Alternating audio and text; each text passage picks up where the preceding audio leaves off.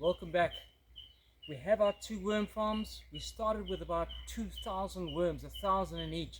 Really not enough to make your production move fast enough. So today we have received 4, 8, 12,000 worms. 12,000 worms, and we're going to show you what happens, the excitement of putting them into vermicast. Let's make a spot for them. I have here pretty well rotted manure. I say rotted, it's still got some big pieces in it.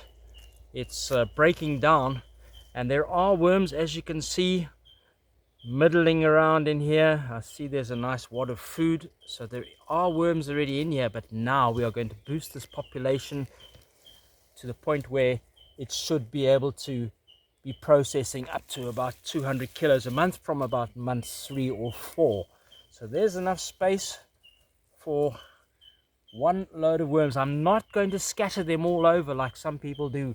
I like to leave them in the medium that they arrive in and let them move out as the conditions around them are conducive for them to move to. Let's have a look at this one as well. Very much the same situation. This is probably a little more refined, this compost. And we're going to turn this compost into vermicompost. And as you can see, there are a few worms around here and there, but nowhere near enough to actually start processing this quantity of compost into vermicompost.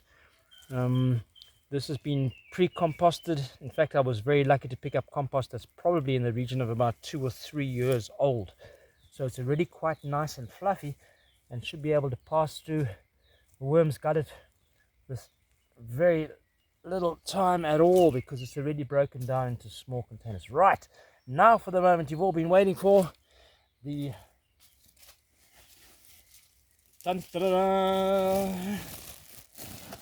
Okay, this has been shipped to me in sheep manure, which is pretty similar in respects to peat moss. It's quite a dry feel to it. I'll show you some of it now.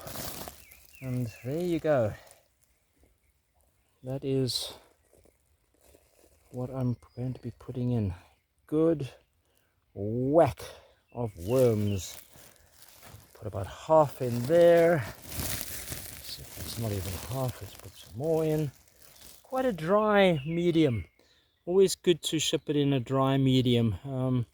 I once received a very wet medium and they had wrapped it in cling wrap because it was leaking, and of course the cling wrap killed all the worms because there was no oxygen. Those of you who don't know, worms breathe through their skin. It needs to be moist enough for them to be able to breathe through. This only took 2 days to have its transit. It came from a few 100 kilometers away. I think I might have put too many worms in the other one. Yeah, I think I'm going to have to move some of those back here. There's definitely more in the other bin. And that is the excitement that I have to share with you today. We are now up and running, and I will update you as we go along. Thank you so much for tuning in, and don't forget to subscribe and like. Cheers for now.